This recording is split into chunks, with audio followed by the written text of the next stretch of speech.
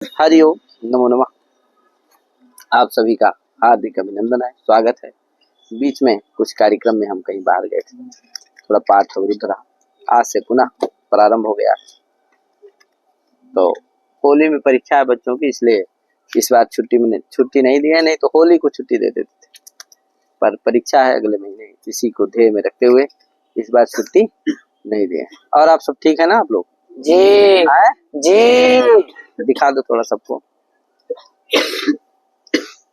तो नववयो आज सूत्र प्रकरण तद्धित इस समय चल रहा है। लोक सिद्धांत का क्या चल रहा है? तद्धित प्रकरण चल रहा है। तद्धित प्रकरण में कई प्रकरण हो गए। क्या हो गए? कई प्रकरण हो गए। आज कौन से चलेगा?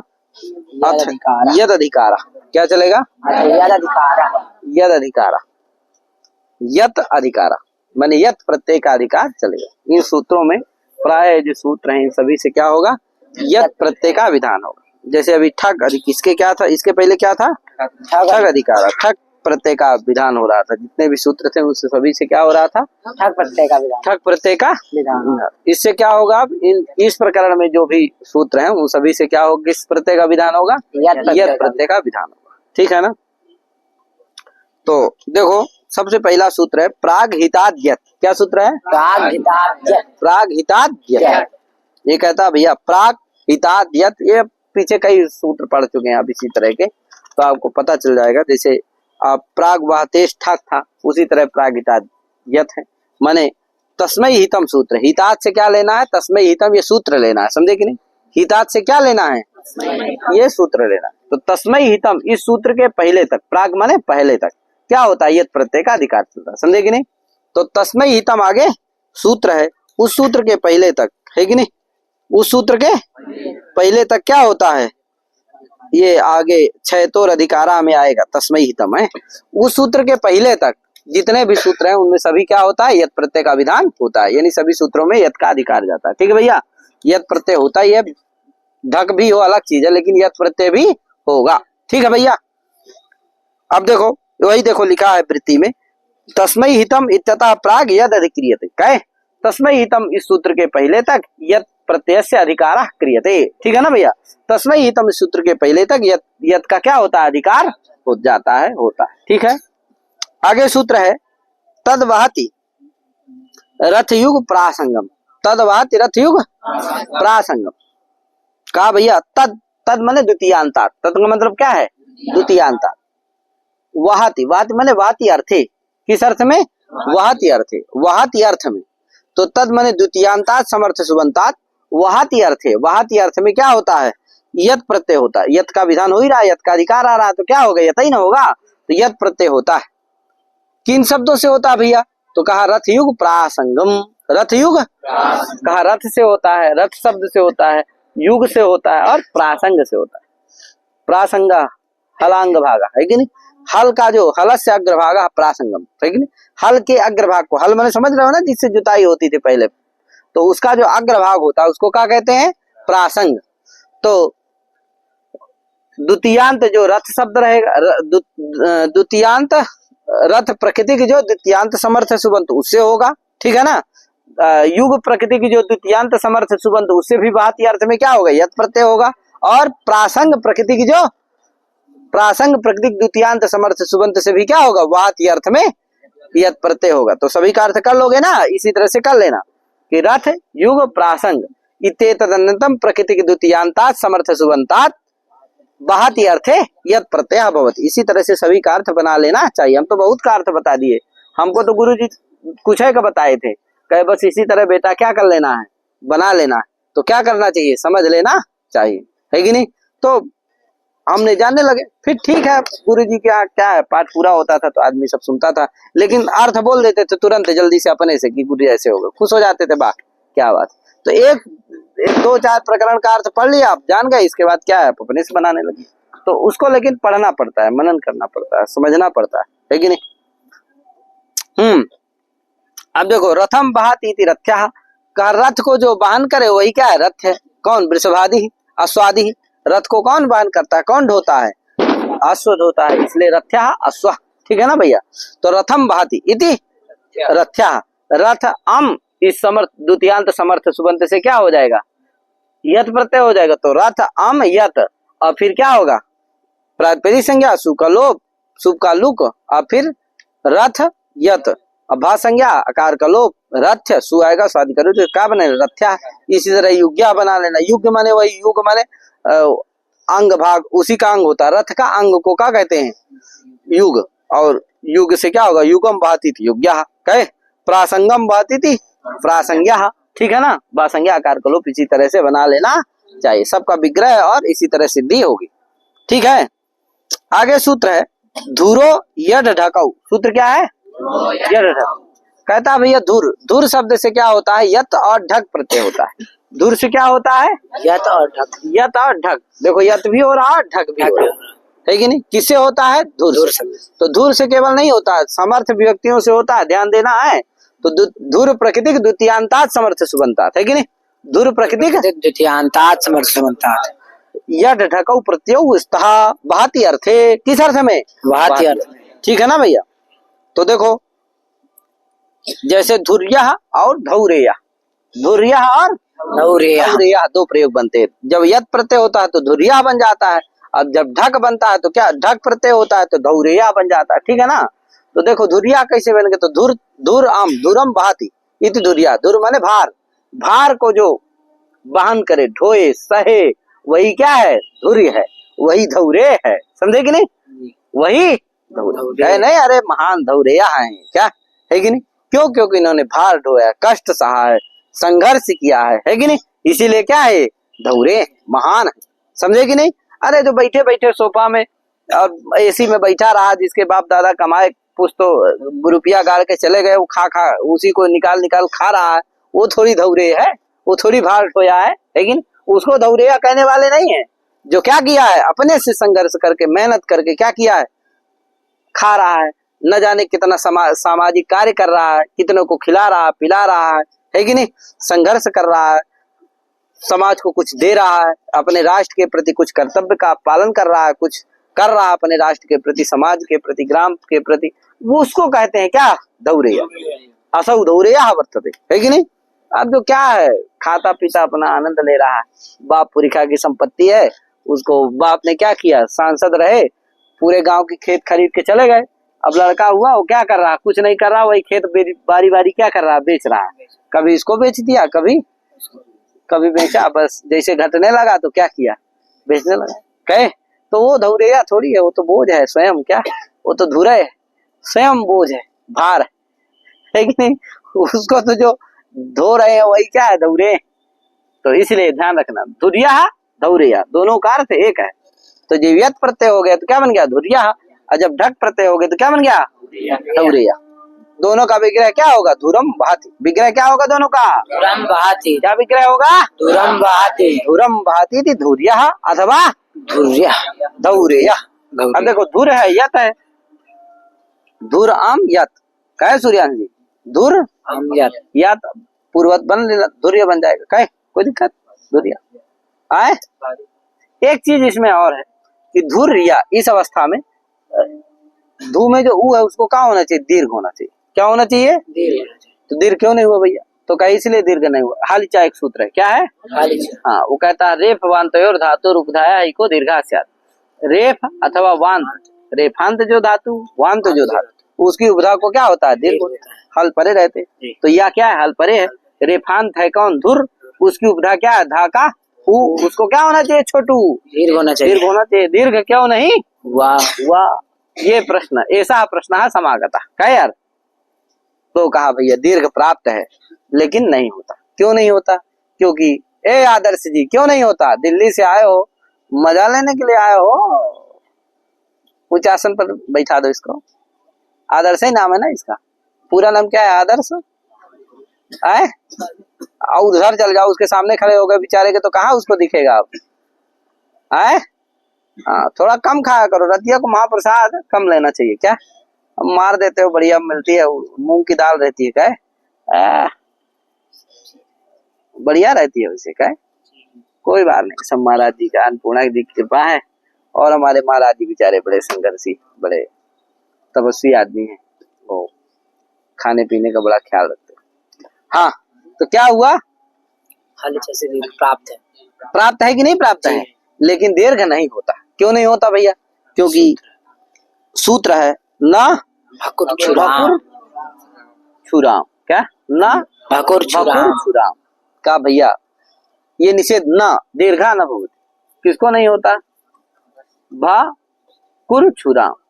भा है, भा का मतलब लुप्त षष्ठ्यंत हो, भा का मतलब क्या है? बस बस। कुर छुराम है कि नहीं?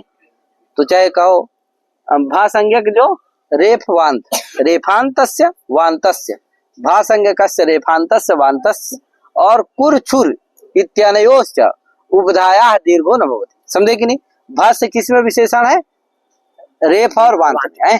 भा संज्ञकस्य रेफांतस्य वांतस्य उपधाया दीर्घो न भवति, दीर्घो न भवति और कुर छुर इत्यानयोश्च उपधाया दीर्घो न भवति। ठीक है ना भैया? माने भा संज्ञक जो रेफांत, भा संज्ञक जो वांत, उसकी उपधा को दीर्घ नहीं होता और कुर और छुर की उपधा को भी दीर्घ नहीं होता। ठीक है ना भैया? वही देखो लिखा भस्य कुर छुरोश्च उपधाया इको दीर्घो न स्यात्, है कि नहीं? भा संज्ञक जो रेफांत और वांत, उसकी उपधा को दीर्घ नहीं होता। तो देखो धुर क्या है? रेफांत है कि नहीं है? इसकी भासंज्ञक है, क्योंकि यत प्रत्यय परे रहते क्या होगे? पूर्व की भासंज्ञा हो जाएगी, तो भासंज्ञक है, इसलिए उसकी उपधा को दीर्घ नहीं होगा। नहीं होगा तो क्या रहेगा? जैसे है वैसे बनाएगा, तो धुरिया बन गया। धौरेया कैसे बनेगा? तो कहा धुर और ढक हो जाता है। ढक में क्या बचता है? ढक में ढा बचता है। काकी क्या हो जाती है? संज्ञा होती है। काकित है, इसीलिए कित चस्यादि इसको वृद्धि हो जाती है। तो धुर में धू को का वृद्धि? ऊ को वृद्धि क्या हो गया? औ। तो क्या बन गया? धौर। क्या बन गया? धौर। धौर आगे ढा, ढा को का हो गया? ए मिला दो, धौरे। क्या हो गया? धौरे। धौ रे स्वाधिकार करने पर क्या बन गया? धौरे। धौरे। कोई दिक्कत? तो धुर आम इस विग्रह से ढक कर प्रत्यय कर लेना है, और ढक करने के बाद पूर्ववत बता दिया हूँ पूरा है कि क्या करना। अकित चस्यादि इसको वृद्धि, काकित संज्ञा, ढा को ए मिला दो, स्वाधिकार करने पर क्या बन जाएगा? धौरे। इसी तरह सिद्धि लिखना चाहिए। ठीक है जी। आगे नवयो धर्म विषमूल आगे सूत्र है, लंबा सूत्र है, ये कई शब्दों का निपातन करता है। कहे विशेष कुछ अर्थ है, उन्हीं अर्थों में करता है। संज्ञायाम भी आता है यहाँ, जिससे संज्ञा अर्थ की प्रतीति होने पर ही करेगा, सब जगह नहीं करेगा। ठीक है ना भैया? तो देखो क्या सूत्र है? नवयो धर्म विश्व मूल मूल सीता तुलाभ्यस्तार्य तुल्य प्राप्य वध्यानाम सम समित सम्मितेषु। है इसमें दो पद का सूत्र है। नवयो धर्म विश्व मूल मूल सीता तुलाभ्य, ये हो गया अलग पंचम्यंत है, माने इनसे यत प्रत्यय होता है। कहे निपातनात् सिद्धि यत प्रत्यय होता है। इन शब्दों की सिद्धि होती है 3 अर्थों में, तो क्रम से यथासंख्य है, मिला लेना था संख्या से। 8 शब्द हैं। क्या है? 8 शब्द और 8 अर्थ हैं। 8 शब्दों से इन 8 अर्थों में क्रम से क्या होता है? यत प्रत्यय होता है। कहे कनिष्क, ए कनिष्क दिखा दो भैया, क्या हुआ कि कितने शब्द हैं? अर्थ कैठो हैं? बता दो। 8 शब्द हैं और 8 अर्थ। तो क्रमशः इन 8 अर्थों में क्या होता है? यत प्रत्यय होता है। यत प्रत्यय होता है। ठीक है ना जी। क्या होता है? यत प्रत्यय होता है। तो 8 अर्थ हैं। कहे जी। हाँ, कौन कौन है भैया? तो तार्य, तुल्य, प्राप्य, वध्य, अनाम्य, सम, समित और सम्मित, इतने अर्थ हैं। ठीक है ना? इन अर्थों में क्रमशः जैसे 9 शब्द से यत प्रत्यय होगा किस अर्थ की प्रतीति होने पर? तार्य अर्थ की प्रतीति होने पर। और वयस शब्द से, वयस शब्द है क्या है? शांत। तो वयस इस शांत शब्द से क्या होगा? यत प्रत्यय होगा किस अर्थ की प्रतीति होने पर? तुल्य अर्थ की प्रतीति। तुल्य अर्थ की प्रतीति। तार्य के बाद क्या है? तुल्य। तुल्य के बाद क्या है? प्राप्य है। प्राप्य के बाद क्या है? वध्य है। वध्य के बाद क्या है? अनाम्य है। क्या है? अनाम्य है। अनाम्य क्या? अनाम्य। अनाम्य। फिर क्या है? सम है। फिर क्या है? समित है। फिर क्या है? सम्मित है। इन सम्मित क्या है? सम्मित। हाँ, वो समस्त सप्तम्यंत पद है, इसीलिए ऐसा। तो इन अर्थों में क्रमशः क्या होता है? यत प्रत्यय होता है। इन शब्दों से, 9 शब्द से, वयस शब्द से, धर्म शब्द से, विष शब्द से, मूल शब्द से, मूल शब्द से, दो मूल है लेकिन अर्थ भिन्न भिन्न है। एक से क्या होगा, अनाम्य अर्थ में होगा, एक से सम अर्थ में होगा, ठीक है ना। तो दोनों से भिन्न भिन्न अर्थों में होगा है। और सीता शब्द से, तुला शब्द से, इन शब्दों से क्या होता है, क्रमशः यत प्रत्यय होता है, क्रमशः इन अर्थों में है। यथासंख्य लगा लेना, ठीक है।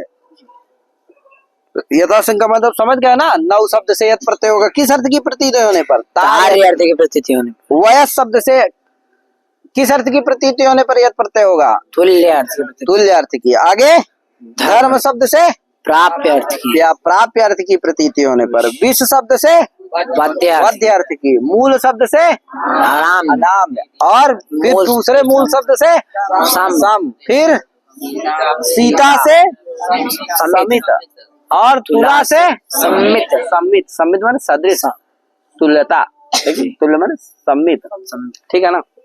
अब चलो चलते हैं। अच्छा, तार्य माने तरण योग्य जो होता है उसे तार्य कहते हैं। अर्थ बता देता हूँ एक बार। तार्य किसे कहते हैं, तरण योग्य जो उसे तार्य कहते हैं। और फिर क्या है, तुल्य। तुल्य माने समझ रहे हो, तुल्य माने क्या, बरोबर, समान, कहे। और प्राप्य माने जानते हो, प्राप्त करने की जो योग्य हो, कहे, प्राप्त करने के जो, जैसे धर्म, अधर्म प्राप्त करने योग्य है नहीं है। अधर्म कौन प्राप्त करना चाहता है, धर्म प्राप्त करना चाहता है, पुण्य प्राप्त करना चाहता है, कहे यार, दक्षिणा प्राप्त करना चाह रहा है, कहे यार। तो ये है प्राप्त करने के जो योग्य, वही क्या है, प्राप्त। समझ गए ना जी। फिर क्या, वध्य। वध्य माने जो वध के योग्य हो, क्या है, वध्य, जिसका वध किया जाए, कहे यार। और अनाम्य, अनाम्य माने समझ रहे हो, लाभ जो होता है, क्या होता है, लाभ जो होता है, लाभ। अनाम्य, अनाम्य माने, हाँ, जो प्राप्त किया जाए, लाभ अंश को क्या कहते हैं, अनाम्य। क्या कहते हैं, अनाम्य।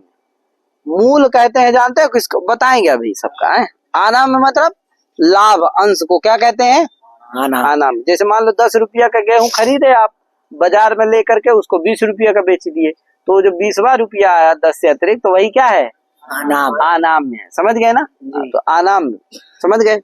और सम माने जानते ही हो, बरोबर। सम्मित माने होता है मपा हुआ, परिच्छिन्नम, सम्मितम परिच्छिन्नम, ठीक है ना। समित माने होता है परिच्छिन्नम, और सम्मित माने वही सदृश, तुल्य, क्या जी, समझे ना। सम्मित माने तुल्य, सदृश होता है, और समित माने होता है परिच्छिन्न, ठीक। अब चलिए देखिए, एक एक उदाहरण देख लेते हैं। इन अर्थवसात तृतीयांत समर्थ सुबंध से समर्थ व्यक्ति का लाभ होता है, यानी तृतीयांत समर्थ सुबंध से यत प्रत्यय होता है, ठीक है ना भैया। किससे होता है, तृतीयांत समर्थ सुबंध से, प्रथमांत से नहीं होता, द्वितीयांत से नहीं होता, किससे होता है, तृतीयांत समर्थ सुबंध से होता है, यत प्रत्यय होता है, ठीक है। अब देखो, जैसे नावातार्यम नाव्यम जलम, नौका के द्वारा तरण योग्य जो हो, वही क्या है, नाव्यम है, जलम। अरे नौका के द्वारा किसको तैरा जाता है, किसमें तैरा जाता है, जल में, जल में तैरा जाता है। जमीन में थोड़ी कोई नौका चलाएगा, क्या है महाराज। तो नावातार्यम नाव्यम, तो नावा देखो तृतीयांत है कि नहीं, तो नौ ता, उसे क्या हो गया, यत प्रत्यय हो गया, क्या बन गया, नौ, भाषंज्ञा आदि करके विभक्ति का लोप करके क्या करना, नौ या, और क्या करना, वंतु प्रत्यय से आव, नाभ्य, सुआएगा सुगम, नाभ्यम जलम। नाभ्या नदी, नदी, नदी भी तरण योग्य जो होगी वो क्या है, नाभ्या नदी है, क्योंकि वहां टाप हो जाएगा स्त्रीत्व व्याख्या में, क्या यार। और जलम है तो नाभ्यम जलम, कहे तो नाभ्या नदी अथवा नाभ्यम जलम, जलम, कोई दिक्कत। तो यहाँ तार्य अर्थ में हो गया कि नहीं हो गया, नौ शब्द से यत प्रत्यय, किस अर्थ में, तार्य अर्थ की प्रतीति होने पर, ठीक है ना जी। आगे क्या आया, वयस शब्द, तो वयसा तुल्यो, तुल्य अर्थ में आएगा, तो वयसा तुल्य वयस्या, वयसा तुल्यो, तुल्यो वयस्या, वयसा वयसा वयस्ता, इसे क्या कर देना, यत प्रत्यय कर देना, तो वयस्या बन जाएगा। माने समान वय के जो हो, क्या हो, समान वय। तो समान वय कौन होगा, सखा ही ना होगा, मित्र ही ना होगा। यद्यपि समान वय का शत्रु भी हो सकता है, लेकिन वो संज्ञा अर्थ नहीं है वहां।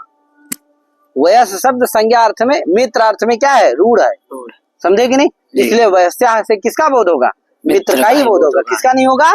शत्रु का बोध नहीं होगा। यद्यपि हो सकता है वो वयसा तुल्य कौन होगा? जैसे मित्र होगा वैसे शत्रु भी हो सकता है, समझे कि नहीं? लेकिन वयस्या से किसका बोध होता है? मित्र का। किसका नहीं होता? शत्रु का नहीं होता। क्योंकि संज्ञा यहाँ आता है, संज्ञा अर्थ की प्रतीति होने पर ही होता है।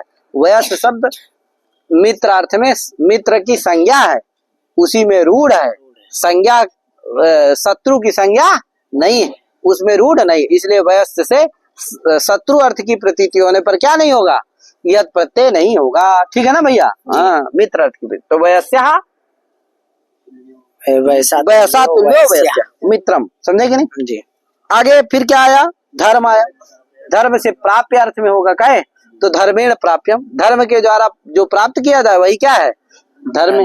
तो धर्मेण प्राप्यम धर्म्यम, धर्मेण प्राप्यम धर्म फलम है कि नहीं? धर्म फलम। विषेण वध्यो विष्या, विष के द्वारा जो जिसका वध किया जाए वही क्या है? विष्या है। तो विष से यत प्रत्यय करने पर भाव संज्ञा आदि करके विष्या बना लेना। ठीक है जी। आगे मूलेन आनाम्यम, मूलेन अनाम्यम, मूल देखो मूलेन मूलेन अनाम्यम। हाँ वो ध्यान देना यार थोड़ा सा, क्या है? मूलेन आनाम्यम अनाम्यम इति मूल्यम। तो मूलेन अनाम्यम। अब देखो मूलेन अनाम्यम, मूल के द्वारा जो अनाम्य लाभ किया जाए उसको क्या कहते हैं? मूल्यम। यद्यपि लोक में मूल्य शब्द से वो पूरा लिया जाता है, लाभ ही पसंद से नहीं लिया जाता। मूल्य माने उसका जो मूल्य होता है वही पूरा सहित मूल सहित लिया जाता है। लेकिन अनाम्य का मतलब होता है प्राचीन काल में मूल्य का अर्थ क्या लिया जाता है? मूल्य से अनाम्य अर्थ लिया जाता था, यानी कि जो मूल से प्राप्त किया गया धन था। कहे मूल धन से जो अधिक धन प्राप्त किया गया था वही क्या होता था? अनाम्य होता था, और उसी में मूल्य शब्द का प्रयोग किया जाता था। लेकिन इस समय चूंकि मूल शब्द का प्रयोग उसके कीमत जितना उसका होता है पूरे मूल और मूल्य, मूल और अनाम्य दोनों अर्थों में उसका प्रयोग किया जाता है। ठीक है ना? लेकिन जान गए ना मूल क्या है और अनाम्य क्या है? मूल और अनाम्य मतलब क्या होता है? मूल से जो अधिक वही क्या होता है? जान गए ना? जैसे 10 रुपए का अगर पेन खरीदे और उससे ये तो मूल हो गया, 10 रुपए उस पेन की क्या हो गया? मूल। और 10 रुपए से जो 20 रुपए में बेच लिए, 15 रुपए में बेच लिए, तो जो उसका 5 रुपए हुआ वो क्या हो गया? अनाम्य हो गया। ठीक है ना? तो हो गया। तो मूलेन अनाम्यम मूल्यम, यही ना है भैया। आगे मूलेन समो मूल्य, या देखो सम अर्थ में आ गया, तुल्य अर्थ में आ गया, तो मूलेन समो मूल्य हो गया। यहाँ भी सीतया समितम शीत्यम क्षेत्रम, समित माने परिच्छिन्नम, सीता के द्वारा जो परिच्छिन्न क्षेत्र हो वही क्या होता है? सीत्यम। सीता कहते हैं लांगल पद्धति। सीता क्या कहते हैं? लांगल पद्धति। मापने की एक विशेष पद्धति थी, उसी पद्धति से जो मपा हुआ होता है उसको क्या कहते हैं? क्षेत्र जो मपा हो उससे परिच्छिन्न हो वही क्या है? सही, वही क्या है? सीत्यम क्षेत्रम। सीता है, यथ हो गया, भा संज्ञा आकार का लोप, तो तालंत हो गया, मिला दो सीत्य, सुआएगा सुकाम हो जाए, क्या सीत्यम क्षेत्रम। कोई दिक्कत? सीत्यम क्षेत्रम, तो सीत्यम क्षेत्रम। आगे तुल्या सम्मितम तुल्यम, तुला के द्वारा जो क्या हो? सम्मित हो, तुल्य हो, सदृश हो, उसको क्या कहते हैं? तुल्यम। सम्मित का मतलब है तुल्य। तो सम्मितम परिच्छिन्नम विद्या तुल्यम सदृशम, सदृश पर्यायम। क्या? सम्मित माने परिच्छिन्न होता है और तुल्य माने होता है सदृश। तो तुल्य के जो सदृश हो, क्या? तुल्य के जो सदृश, तुल्यम सदृश पर्यायम। तुल्य माने सदृश होता है, सम्मित माने परिच्छिन्न। क्या यार? आगे तो तुला रहेगा, यत प्रत्यय हो जाएगा, भ संज्ञा आदि करके सब बन जाएगा। आगे तत्र साधु, क्या सूत्र आया? तत्र माने सप्तम्यंत। तत्र माने क्या होता है? तस्मिन् इति तत्र। तो तत्र माने सप्तम्यंता समर्थ सुबंता, साधु इत्यर्थ यत प्रत्यय होती। क्या यार? का सप्तम्यंत समर्थ सुबंत से क्या होता है? साधु अर्थ की यदि प्रतीति हो तो यत प्रत्यय होता है। जैसे अग्रे साधु अग्र का, भैया अरे महान है, ये तो बड़े भारी लोग हैं, इनको तो कहाँ होना चाहिए? आगे होना चाहिए। ये आगे साधु, पीछे असाधु है क्या? कहाँ होना चाहिए इनको? तो कहा अग्र, अग्रे साधु अग्र, समझ गए ना? हैं? तो क्या है? अग्र है, यत प्रत्यय हो गया, क्या बन गया? भा संज्ञा आकार का लोप, मिला दो अग्र्या, कहे हाँ अग्र गी है, सप्तम में से होगा तो अग्र गी, इसे यत प्रत्यय होगा। इसी तरह आगे भी बना लेना चाहिए, आगे भी विग्रह कर लेना चाहिए। साम सुसाधु सामान्य, साम में जो साधु को क्या कहते हैं? सामान्य, सामान्य। तो सामसु साधु इति सामान्य, सामन शब्द है, क्या है? सामन नांत शब्द है, उससे क्या हो गया? यत प्रत्यय हो गया। तो सामन या, और ना का क्या हो गया? लोप हो गया, क्या बन गया? ना का लोप प्राप्त था, न तो द्वितीय से टी का लोप, ये भाव कर्मणों से क्या होता है? प्रकृति भाव हो जाता है, जिससे ना का लोप नहीं होता, क्या होता है? सामन या, मिला दो सामान्य, स्वादि कार्य करने पर क्या बन जाएगा? सामान्य। तो सामन गी है, इससे होगा, सप्तम से होगा। तो सामसु साधु सामान्य, साम कार्येषु यह साधु होतु सा भवति सा सामान्य भवति। वही लिखा, देखो लिखा है ये चा भाव कर्मणो इति प्रकृति भाव, प्रकृति भाव हो गया, जिससे टी का लोप नहीं हुआ। इसी तरह कर्मण्या, इसी तरह शरण्या, कर्मणि साधु इति कर्मण्या, कर्म में जो साधु, कर्म करने में जो कुशल हो, प्रवीण हो, उसको क्या कहते हैं? कर्मण्या। और जो कर्म करने में प्रवीण ना हो वो अकर्मण्य, क्या है? असौ अकर्मण्य, कहे कौन कौन अकर्मण्य है? जो खड़े हो वो ज्यादा क्या है? कर्मण्य। कहे यार कर्म करने में देखो साधु है, तभी ना खड़े हैं, मेहनत कर रहे हैं, परिश्रम कर रहे हैं, तो कर्मणि साधु इति कर्मण्य, है कि नहीं? कर्म में कर्मन शब्द है, क्या है? यहाँ भी टीका लोप प्राप्त था, लेकिन चेचा भाव कर्म से हुआ, प्रकृति भाव हो गया, जिससे लोप नहीं हुआ, और ना कोड़ा होकर के क्या बन गया? कर्मण्य। कोई दिक्कत? शरणे साधु शरण्या, शरण देने में, रक्षा करने में जो साधु है उसको शरण्या कहते। शरण गी कर लेना, यत प्रत्यय करके शरण्या बन जाएगा। क्या यार? आगे सभाया यह का भैया, सभाया यह का, सभा शब्दात, सभा प्रकृतिक सप्तम्यंतात समर्थ सुबंतात, साधु अर्थे यत प्रत्यय होती है कि नहीं? हाँ, का सभायाम यह साधु सा सभ्य, सभा में जो साधु उसको क्या कहते हैं? सभ्य, है कि नहीं? हाँ। अब सभा चल रही है, पता चलो वो कभी इधर मारे, कभी इधर मारे, कभी इधर मारे, कभी उठ उठ के कूदे, क्या वो सभ्य होगा? असौ असभ्य, वो क्या है? असौ असभ्य, सभ्य नहीं है, क्या है वो? असभ्य है, असभ्य हो गया। कहे जी। हाँ, तो सभायाम यह साधु सा सभ्य, सभा गी, इसे क्या कर देने? यत प्रत्यय कर देना, भा संज्ञा आदि सब या प्रत्यय, हाँ या प्रत्यय कर देना, और क्या करना? सुख का लुक करके भा संज्ञा करके क्या बना है? सभ्य, सभायाम साधु सभ्य इति यतो विधि, ये यत की अवधि यहाँ तक ठीक है। इति यतो विधि, प्रागहितिया, प्रागहितिया है, हा को घा हो गया, प्रागहितिया, प्रागहितिया, है कि नहीं? अब आगे अथ क्षेतोर अधिकार, छा और यत का अधिकार, दोनों का अधिकार रहेगा। क्या तो ये है, तो इसको आगे हम पढ़ाएंगे। तो इतने पढ़ा के अपनी वाले विराम दे रहे। सभी को हरि ओम, नमो नमः, जय श्री राम, राधे राधे।